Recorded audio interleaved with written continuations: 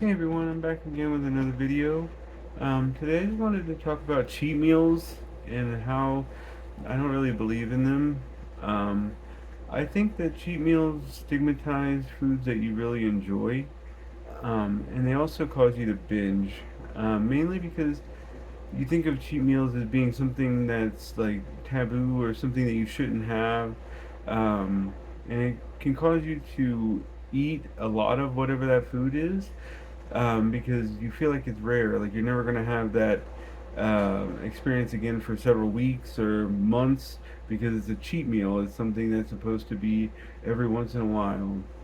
Um, and I think that if you can fit whatever that meal is into your daily calories, then it's not a cheat meal.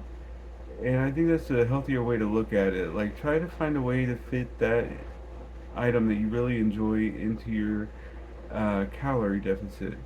Um, so if say like you really like burgers, you know you can have a hamburger. Just calculate the calories, and then you have that within your budget, and you're not going over your daily allowances. And you don't feel guilty about it because you've already accounted for it within your day.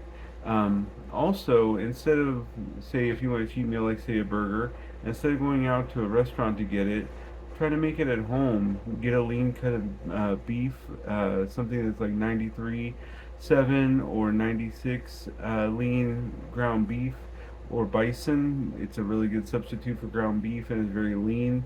They also do 99% lean ground turkey, or chicken. That can be a good substitute for ground beef as well. Make your burger patties.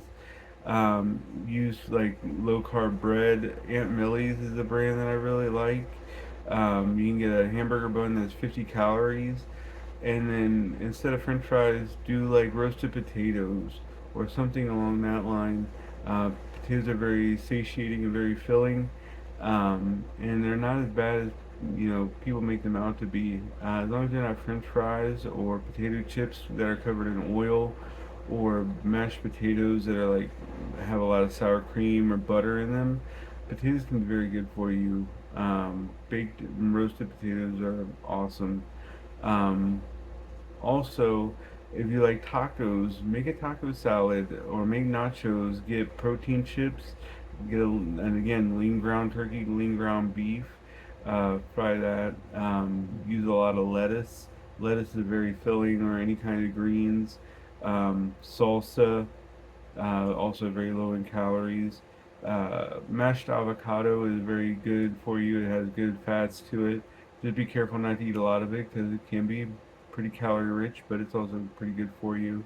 Um, but that way you get that sensation of eating tacos or Mexican food without going out to a restaurant. But even if you do go out to a restaurant, just take each ingredient that you're eating and try to estimate the best you can what the calories are, and try to keep it within your budget. Um, I like to find restaurants that have the calorie counts listed if I'm going out to eat. That way I can track it within my calorie app, and I can still have it. I just have it in within my calories. And I mean, if you do go out for a cheat meal, you don't have to eat the whole thing. If you get a pizza, limit yourself to a slice of it. And even if you do eat more than one slice, just calculate it into your calorie deficit. Um, if you eat too much in one day, then the next day eat less. Eat below even below what you expect to have eaten. Like, so, if your calorie deficit is 1,600 calories and you ate 1,800 calories the day before, eat 1,400 tomorrow. Your calories aren't a day by day basis. It's an amalgamation of all of your meals that you eat throughout the week. Um, that way, you're not beating yourself up over one day. Tomorrow you can always cut some calories. Um, and I feel like that can keep you from binging because you figured you messed up, and so it doesn't matter anymore. You'll start again next month. That's not a good way to look at it. If you go over calories for one day, the next day, cut a little bit off there, or go for an extra walk, or do something to burn some extra calories. but don't consider a meal a cheat meal, because I think again it puts a taboo on it, and you'll overeat because you're freaking out because you're not going to have this meal again for a long time, um, and that's not a good way to look at it. I don't think, and I think a lot of people agree with that sentiment. Um, I think people created cheat meals as a way to justify going crazy and eating like 20, 30,000 or 2,000, 3,000 calories um, a day over their daily budget, and then they just give up.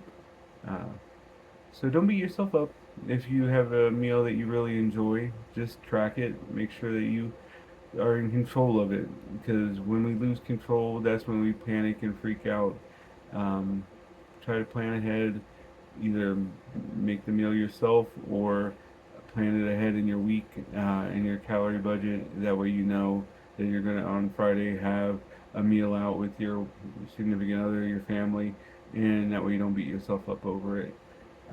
But yeah, that's just my thought on cheat meals, and I hope you found it informative. And yeah, have a great night.